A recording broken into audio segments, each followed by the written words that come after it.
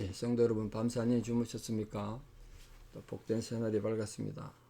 209장 예전 차서 247장 이 세상 풍파 심하고, 세상에 참 여러 가지 풍파가 심합니다. 조금 전에 한국에 계신 그 형님이 소천했다는 소식 듣고 마음이 좀 착잡하네요. 하나님 위로가 여러분 모두 함께하기 바랍니다. 209장 찬양드리겠습니다.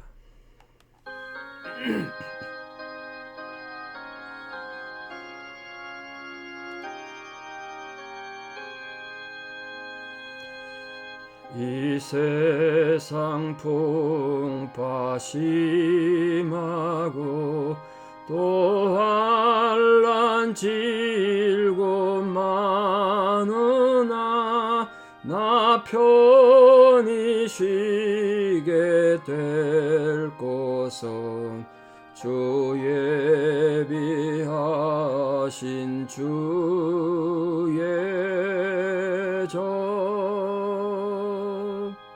그 향기로운 기름을 주 내게 부어주셔서 내 기쁨 더해 주는 곳 주 피로 사신 주의 전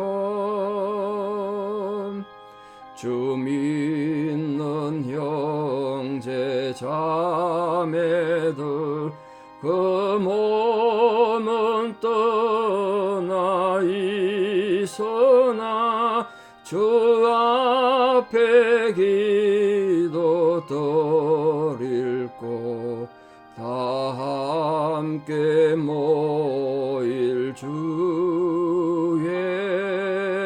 전 내 손과 혀가 굳어도 내 몸에 피가 식어도 나 영영 잊지 못할 곳 은혜의 보좌 주의 전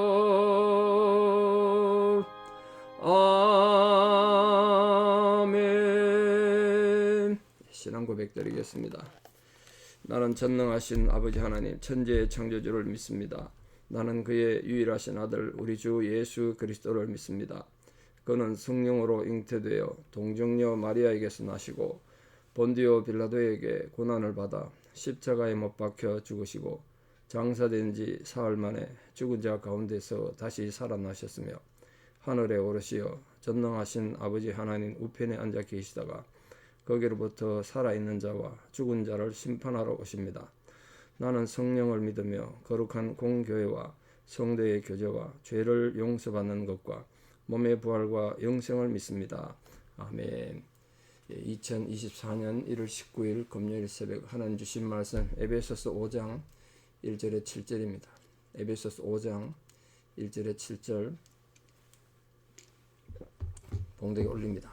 그러므로 사랑을 받는 자녀같이 너희는 하나님을 본받는 자가 되고 그리스도께서 너희를 사랑하신 것 같이 너희도 사랑 가운데서 행하라. 그는 우리를 위하여 자신을 버리사 향기로운 제물과 희생 제물로 하나님께 드리셨느니라. 음행과 온갖 더러운 것과 탐욕은 너희 중에서 그 이름조차도 부르지 말라. 이는 성도에게 마땅한 바니라. 누참과 어리석은 말이나 희롱의 말이 마땅치 아니하니 오히려 감사하는 말을 하라. 너희도 정녕 이것을 알거니와 음행하는 자나 더러운 자나 탐하는 자 곧 우상 숭배자는 다 그리스도와 하나님의 나라에서 기업을 얻지 못하리니 누구든지 헛된 말로 너희를 속이지 못하게 하라. 이는 이로 말미암아 하나님의 진노가 불순종의 아들들에게 임하나니 그러므로 그들과 함께하는 자가 되지 말라. 아멘. 에베소 앞부분에서 교회가 어떤 곳인가 설명을 많이 했던 바울은 이제 5장 6장에서 하나님 자녀들이 그럼 구원받은 성도로서 세상을 어떻게 살아야 되는가 그걸 이제 구체적으로 각 방면에서 얘기해 주고 있습니다. 그런 부분에서 에베소서는 교회론의 책이기도 하지만 성도의 지침서 같은 겁니다. 성도가 어떻게 살 것인가 지침서. 그래서 이웃과의 관계, 개인의 경건생활, 부부관계 그런 걸 다 얘기하고 있습니다. 흔히 사람들은 하나님으로부터 부름받은 즉시, 우리 구원받은 즉시 인간이 완벽한 인격을 가지는 것으로 생각을 합니다. 심지어는 세례를 받으면 세례를 받고 난 뒤에 뭔가 확 달라지는 걸 이렇게 생각합니다.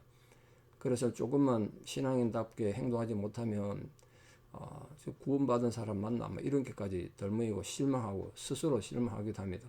근데 사람 인격이 하루아침에 변하는 건 아니고 부단한 성화의 노력을 통해서 이루어지는 것 아니겠습니까? 훈련에 의해서 우리가 제자가 되어가는 겁니다. 구원은 하나님께로부터 주어지는 거지만 이 성결의 삶, 거룩한 삶은 내면의 훈련에서 되는 것이다. 근데 그건 하루아침에 되는 거 아니라는 걸 아시고 여러분 너무 서두르지도 말고 너무 성급하게 판단도 하지 말고 오늘도 하나님 은혜를 구하며 우리가 저 영원한 하늘나라를 생각하며 기도하고 예배드리는 분들 되기를 바랍니다. 그래서 우리의 거룩함은 개인의 경건에만 머물러서는 안 되고 가정생활에서, 사회생활에서, 국가 속에서도 똑같이 신앙인답게 살아야 되지 않겠습니까? 자, 먼저 신앙인이 이웃 사랑, 이웃 관계를 어떻게 해야 되는가? 그걸 말합니다.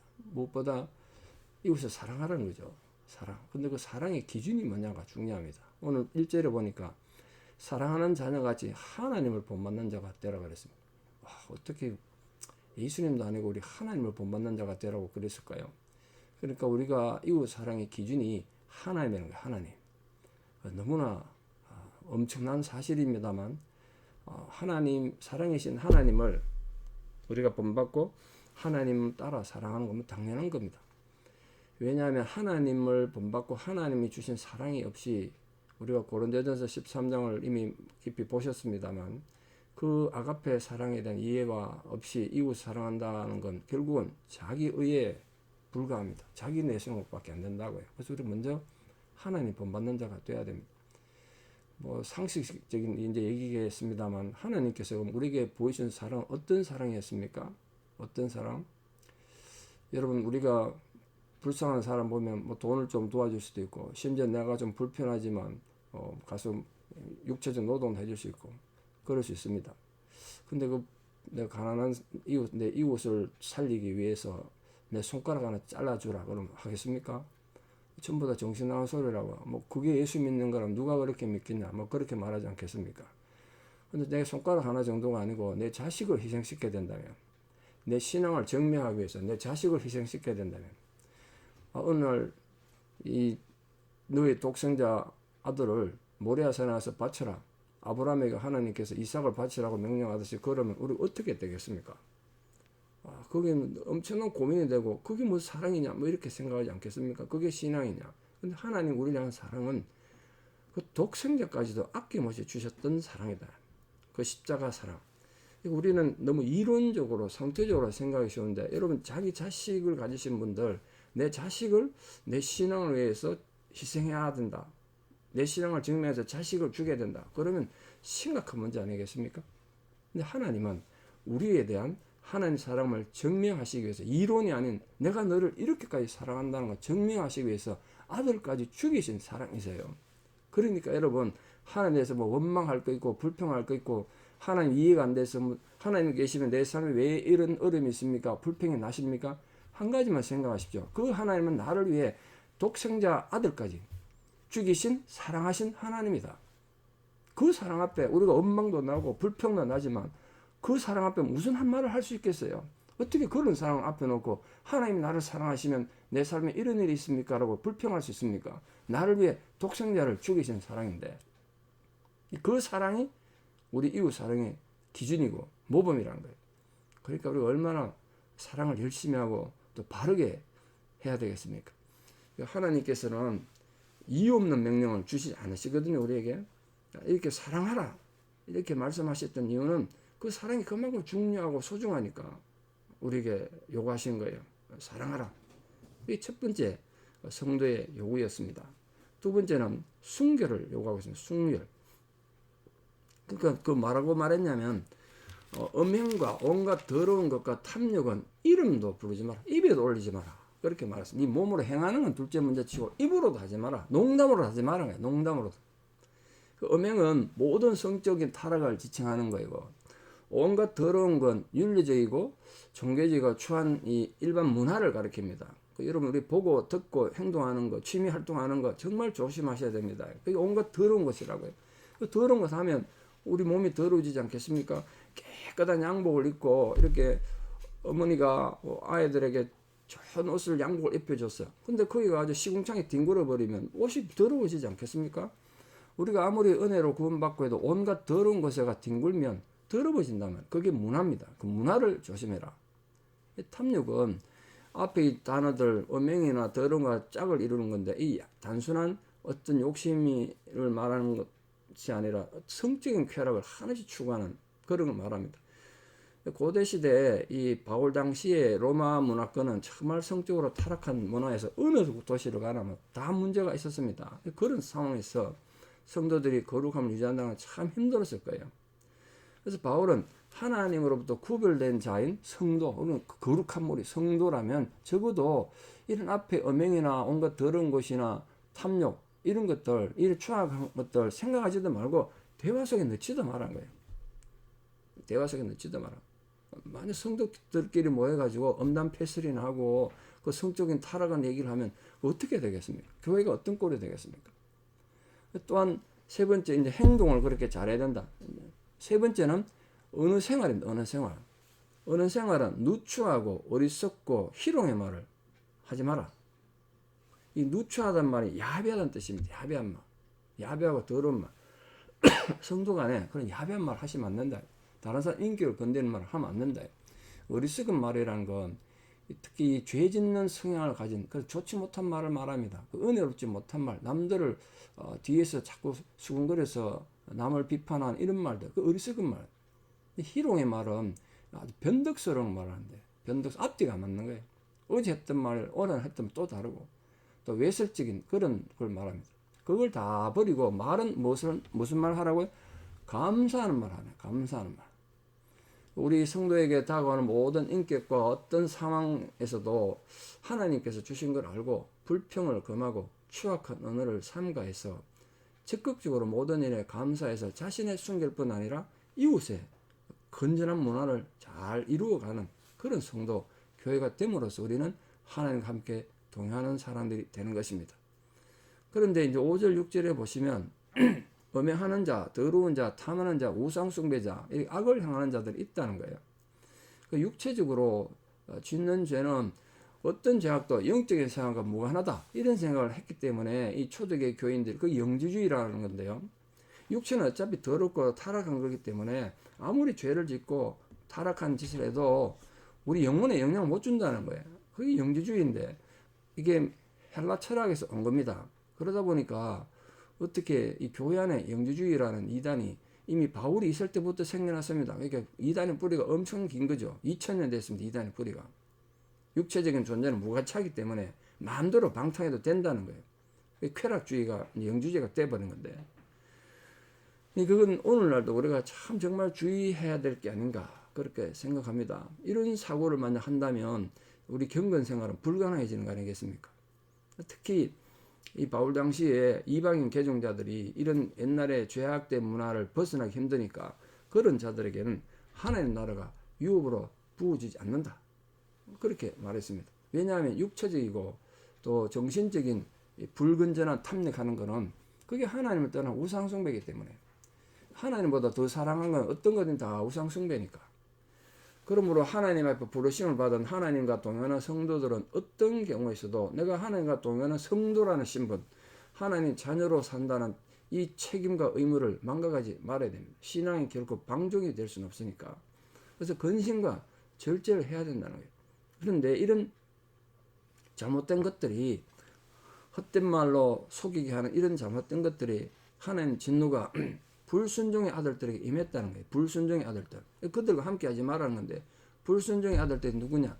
극심한 죄악 속에 그런 문화 속에 파묻혀가지고 도저히 회개하지 않는 불신앙으로 버림받은 그런 사람들 말합니다.